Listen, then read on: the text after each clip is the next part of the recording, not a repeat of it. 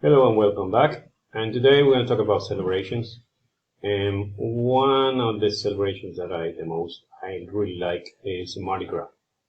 Mardi Gras is in New Orleans, or you want to call it New Orleans, but actually local people call it New Orleans.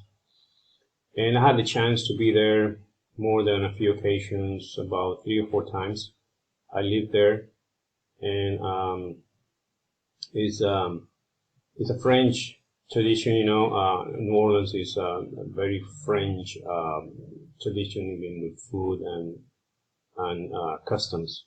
Actually, on the picture we're looking at a balcony, very Paris-like city, and the Mardi Gras happens in the whole city in the mornings. In the afternoon, you get these parades, with very beautiful actually. And then at night you go into the French Quarter, and then you hang out in the French Quarter, and especially Bourbon Street is a place where mini bars, and then you hang out there with your friends and have really fun. I mean, it's fun. Um, Actually, it's one of the best times I have ever spent it there. So to me, Mardi Gras is very special.